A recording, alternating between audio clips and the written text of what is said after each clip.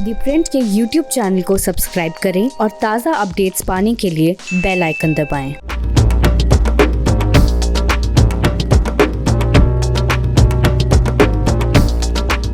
Pure politics में दो मुद्दों का मैं जिक्र करूंगा और जिस पे हम बात करेंगे। पहला मुद्दा है हाथरस की घटना, जिसने पूरे देश की जो एक तरह से आत्मा है उसको झंझोर दिया है। कुछ साल पहले ऐसा ही एक विभत्स घटना निर्भया के केस में हुआ था। दिल्ली की लड़की जिसके साथ गैंगरेप किया गया था और उसके कारण वो चल बसी थी, वैसा ही बिल्कुल समानांतर उसी तरह का केस हाथरस की घटना है, जिसमें एक दलित लड़की के साथ गैंगरेप किया जाता है और उसकी जीभ को काट लिया जाता है। 15 दिन तक वो हॉस्पिटल में जीवन और मौत के बीच में जंग लड़ती है, लेकिन उसके बाद आखिरी सांसें ले लेती है, दम तोड़ देती है। और पूरी जो प्रशासन है, पूरी जो सरकार है, वो इन 15 दिनों में सोई रहती है। और यहाँ तक कि किस तरह से उसके शरीर को आनन फानन में रात में क्रिमेट करके उसको दफनाया जाता है। रात के 3 बजे 2 बजे क्या हिंदू धर्म में कभी भी जो दाह संस्कार किया जाता है किसी भी मृतक का, वो सूर्यास्त के बाद नहीं होता है। तो इतनी आनन फानन क्यों थी सरकार को? वहाँ के जो एडमिनिस्ट्रेशन थे, उनके जो ऑफिसर थे, उनको इतनी जल्दबाजी क्या थी? इस मुद्दे पे बात करेंगे। और साथ ही जो दूसरा मुद्दा है वो बाबरी मस्जिद डेमोलिशन का है, जिसमें कि सभी जो आरोपी थे उनको बरी कर दिया गया है। लेकिन इन मुद्दों पर हम बात करें उससे पहले सबसे पहले मैं आप सब तमाम जो व्यूअर हैं, हमारे जो दर्शक हैं, उनसे एक अपील करना चाहता हूँ कि किसी भी देश में, किसी भी डेमोक्रेसी में अगर आप एक निष्पक्ष पत्रकारिता चाहते हैं, एक निष्पक्ष प्लेटफॉर्म चाहते हैं जो न इधर का हो, न उधर का हो, न राइट हो, न लेफ्ट हो, बल्कि सही बात अपनी रखता हो, तो उसको आपको बढ़ाने के लिए, उसका हौसला बढ़ाने के लिए आपको लगातार उसे सब्सक्राइब करना होगा, उसके साथ जुड़ना होगा। और हमारे जो लिंक हैं, हमारे पोर्टल पे, हमारी वेबसाइट पे जाकर उस लिंक को देख सकते हैं और उसे सब्सक्राइब करेंगे, तभी हम एक निष्पक्ष आवाज़ के तौर पर आपकी बात को और जो मुद्दे हैं उनको हम उठाते रहेंगे। तो सबसे पहले आप सब्सक्राइब करें और उसके बाद फिर हम उन मुद्दों पर आते हैं। तो अब शुरुआत करते हैं कि आखिर वो मुद्दा क्या है दोनों, और क्यों इस पे बात करने की ज़रूरत है। तो प्योर पॉलिटिक्स में हाथरस की घटना और बाबरी मस्जिद डेमोलिशन। मैं हूँ शंकर अनिमेश। तो शुरुआत करते हैं हाथरस की घटना से। इस घटना पर प्रधानमंत्री नरेंद्र मोदी ने योगी आदित्यनाथ, जो कि वहाँ के मुख्यमंत्री हैं, उनसे बातचीत की और उन्होंने कहा कि कड़ी से कड़ी कार्रवाई होनी चाहिए। प्रधानमंत्री का चौंकना, प्रधानमंत्री का ये कहना एक तरह से टिप्पणी भी कही जा सकती है राज्य की व्यवस्था पर, वहाँ की प्रशासनिक और राजनीतिक व्यवस्था पर, कि किस तरह से वहाँ की सरकारें चल रही है। अगर हम इस घटना की बात करें तो 15 दिन पहले ये घटना घटी थी। एक दलित लड़की को वहाँ के जो ऊंची जाति के जो लोग हैं, जिसको कि हमारे कास्ट सिस्टम में एक ऊंची जाति और एक नीची जाति, एक अपर कास्ट, एक लोअर कास्ट का तबका दिया गया है, उसे नाम दिया गया है। उन ऊंची जातियों के लोगों ने उसके साथ गैंगरेप किया और उसके बाद उसके बारे में आप डिटेल से स्टोरी पढ़ सकते हैं हमारी वेबसाइट पे कि किस तरह से वो जो लोग थे वो पहले भी उस गांव में उनके ऊपर वो इस तरह की लड़कियों के साथ छेड़छाड़ करते थे। उस दलित लड़की के साथ रेप हुआ, उसके बाद उस लड़की को अलीगढ़ के हॉस्पिटल में एडमिट किया गया। वहाँ पे उसकी ठीक ढंग से जो कहते हैं कि जांच नहीं हुई, जो उसे ट्रीटमेंट देना चाहिए था वो नहीं हुआ। बाद में वो दिल्ली के सफदरजंग अस्पताल आई, जहाँ पे उसने कई दिनों तक लड़ने के बाद अपना दम तोड़ दिया। लेकिन कल जिस तरह से उसकी बॉडी को जो अधिकारी हैं वो आनन फानन में लेकर गांव पहुंचकर उसे क्रिमेट किया गया, उससे कई सारे सवाल खड़े हुए हैं। जो उसके परिवार के लोग हैं वो कहते हैं कि उन्होंने उनकी रजामंदी नहीं थी, उन्हें कंसेंट नहीं लिया गया था और एक तरह से आनन फानन में उनका क्रिमेशन किया गया। जो दाह संस्कार किया गया, क्या उसमें आप लोगों की, आपके परिवार की स्वीकृति थी? नहीं, अपनी मर्जी से लगाई है उन्होंने। क्या आप कभी सोचते हैं कि हिंदू धर्म में जो दाह संस्कार किए जाते हैं वो सूर्यास्त होने के बाद नहीं किया जाता? तो आखिर जो अधिकारी थे उनको इतनी जल्दी क्या थी कि रात के 3 बजे अंधेरे में किसी भी ऐसी लड़की का संस्कार किया जाना जिसका गैंगरेप हुआ है और उसके परिवार को बिना इन्फॉर्म किए, बिना उनको शामिल किए गए उस पूरे क्रिमेशन में अधिकारियों ने उनका एक तरह से क्रिमेशन कर दिया।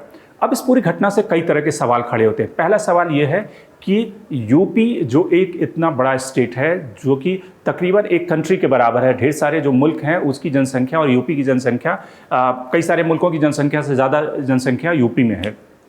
वहाँ की जो एडमिनिस्ट्रेशन है, ये सिर्फ हाथरस की घटना नहीं, बल्कि आप देखें कि हाथरस की घटना के समानांतर अगर आप न्यूज़पेपर को गूगल करेंगे, आप गूगल पे जाएं और देखें कि आज की तारीख में भी कई सारी यूपी में घटनाएं घटी हैं और हर दिन ऐसी घटनाएं घटती है जहां पर गैंगरेप, मर्डर एक बहुत ही अमान्य, फिरौती एक बहुत सामान्य सी घटना है। तो जो लॉ एंड ऑर्डर नाम की व्यवस्था, जो कानून व्यवस्था नाम की चीज़ होती है, वो यूपी में क्यों चरमरा गई है या फिर किसी भी सरकार में क्यों चरमरा जाती है? ये सिर्फ योगी आदित्यनाथ की बात नहीं है, बात दूसरी सरकारों की है कि वो यूपी को एडमिनिस्ट्रेशन देने में क्यों कामयाब नहीं होते। और जब इस तरह की घटना होती है तो अगर कोई इस तरह की घटना, पहली बात तो होनी नहीं चाहिए, दूसरी अगर घटना सरकारी अमले और सरकारी जो एडमिनिस्ट्रेशन है, जब उसकी नज़र में कोई इस तरह का इंसिडेंट आता है तो उस इंसिडेंट्स के बाद जो आपका रिस्पॉन्स सिस्टम होता है, जो आप जवाब देते हैं, उससे सरकार की नीयत का कहीं ना कहीं पता चलता है। तो जो एडमिनिस्ट्रेशन है पहले कोशिश ये करता है कि घटना को दबाया जाए, दफनाया जाए, उसको रिपोर्ट न होने दिया जाए, और जब रिपोर्टिंग हो जाती है, जब मीडिया में उछल जाता है, तो फिर एक तरह से कोशिश की जाती है कि इससे कैसे पल्ला झाड़ा जाए।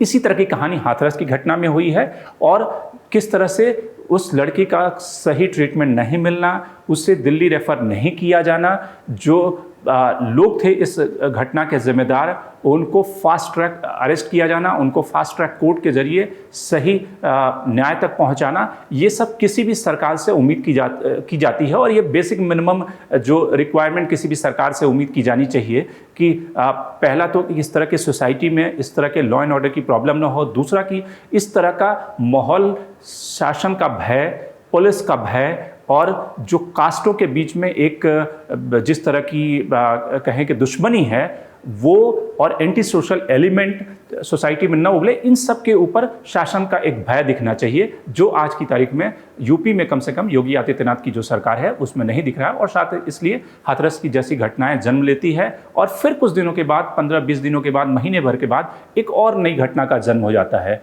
तो सवाल इस समय योगी आदित्यनाथ के सामने है कि कैसे वो फास्ट ट्रैक कोर्ट के जरिए ये जो मुलजिम है, ये जो आरोपी हैं, इनको कैसे न्याय तक पहुंचाना, कटघरे तक पहुंचाना। और इसका पॉलिटिकल सिग्निफिकेंस ये है कि जब इस तरह की घटनाएं होती है तो नीचे से ऊपर तक पूरी व्यवस्था जो है वो कांप जाती है। प्रधानमंत्री नरेंद्र मोदी आज फ़ोन कर रहे हैं क्योंकि उन्हें लगता है कि ये दलित वोट बैंक एक बड़ा वोट बैंक है, जो कि इस तरह की घटनाओं से दलितों में नाराज़गी बढ़ेगी।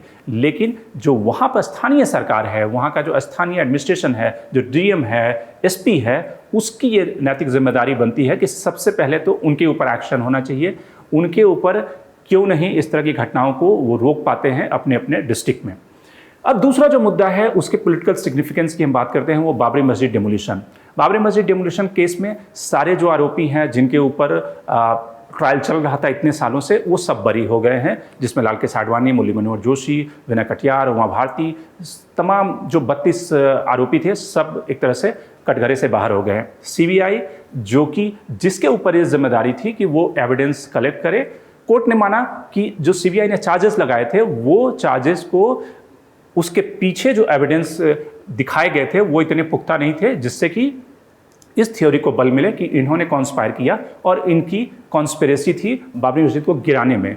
अब इस पूरी घटना पर, इस पूरे कोर्ट वर्डिक्ट पे अलग अलग तरह की पॉलिटिकल रिएक्शन आए हैं। कांग्रेस जो है कह रही है कि जो सुप्रीम कोर्ट का जो जजमेंट था, उस जजमेंट के आलोक में अगर इस वर्डिक्ट को पढ़ा जाए तो देखा जाए कि किस तरह से इस सीबीआई कोर्ट की वर्डिक्ट जो है सुप्रीम कोर्ट की वर्डिक्ट का उल्लंघन करती है। सुप्रीम कोर्ट ने यह माना था कि जो बाबरी मस्जिद को ढाया जाना था, गिराया जाना था, वो एक तरह से कहीं ना कहीं क्रिमिनल ऑफेंस था। तो उस क्रिमिनल ऑफेंस के आलोक में इन्वेस्टिगेशन होनी चाहिए थे। अब सवाल यह है कि ये सीबीआई की लापरवाही है कि वो सबूत नहीं इकट्ठा कर पाई, या फिर सचमुच जो सारे बीजेपी के नेता और जो लोग बरी हुए हैं, जिनका ये आर्गूमेंट है, जो कह रहे हैं कि ये एक स्वाभाविक आंदोलन था और इसमें उनकी मंशा कतई नहीं थी कि इस बाबरी मस्जिद का कोई नुकसान हो, लेकिन जो स्वाभाविक भीड़ है और जिसको कि सीबीआई कोर्ट ने अपने जजमेंट में कहा है कि ये स्पॉन्टेनियस था, इसके पीछे कोई कॉन्स्पिरेसी नहीं थी, तो वो एक उसी का कल्मिनेशन था बाबरी मस्जिद का ढाया जाना। लेकिन कुल मिलाकर ये मुद्दा चूंकि इतना पुराना हो चुका है और इस मुद्दे का जो पॉलिटिकल सिग्निफिकेंस है वो आज की तारीख में कोई इतना ज़्यादा नहीं है, क्योंकि सुप्रीम कोर्ट पहले ही कह चुका है कि जो बाबरी मस्जिद थी वो राम मंदिर यानी कि राम की जन्मभूमि थी और वहाँ पे राम मंदिर का कंस्ट्रक्शन कार्य शुरू हो चुका है। तो इसलिए जो एक मेजॉरिटी कम्युनिटी है उसके लिए राम मंदिर का मुद्दा एक आस्था का विषय था, और इसलिए चूंकि राम मंदिर का निर्माण शुरू हो चुका है तो इसलिए उनके लिए वो जो मुद्दा था वो एक बहुत ज़्यादा पॉलिटिकल सिग्निफिकेंस आज की तारीख में नहीं रखता, क्योंकि जो पॉलिटिक्स पिछले कुछ सालों में बदली है उसमें अगर ध्रुवीकरण के हिसाब से देखें तो एक ज़माने में राम मंदिर का जो मूवमेंट था उसने बीजेपी को जिस मुकाम पे थी वहाँ से सत्ता तक पहुँचाया, और आज की तारीख में अगर 303 सीट तक बीजेपी पहुँची है तो राम मंदिर आंदोलन का सबसे बड़ा कंट्रीब्यूशन रहा है लाल कृष्ण आडवाणी और मुरली मनोहर जोशी, जो कि उस समय बीजेपी प्रेसिडेंट थे। उनका एक बड़ा योगदान रहा है इस पूरे मूवमेंट और बीजेपी को इस मुकाम तक ले जाने में। लेकिन एक तरह से जिसको कहते हैं पॉलिटिकल डिविडेंड, वो ये जो इशू है वो हाल के दिनों में खो गया था, क्योंकि पोलराइजेशन के लिए अब दूसरे मुद्दे हैं। अब कोई ज़रूरी नहीं है कि राम मंदिर मुद्दे के जरिए ही पोलराइजेशन किया जाए। इस समय पोलराइजेशन के लिए ढेर सारे मुद्दे हैं, जिसमें नेशनलिज्म का जो मुद्दा है, जिसमें कि पाकिस्तान से लेकर आप कहें कि एंटी सीए का प्रोटेस्ट और ऐसे तमाम जो मुद्दे हैं जिसके जरिए पॉलिटिकल पोलराइजेशन की जाती है। और इसलिए तो राम मंदिर का सिग्निफिकेंस राम मंदिर के बनने के साथ में एक जो कंस्टिट्यूंसी थी वो एड्रेस कर ली गई है। इसलिए इस घटना का, इस डिसीजन का कोई बहुत ज़्यादा दूरगामी प्रभाव आने वाले दिनों में होंगे ऐसा नहीं लगता, ऐसा नहीं दिखता। Shankar Animesh the print. लेकिन आप हमारे YouTube चैनल को सब्सक्राइब करना ना भूलें और साथ ही अपने कमेंट्स, अपने रिएक्शन लगातार हमें भेजते रहें।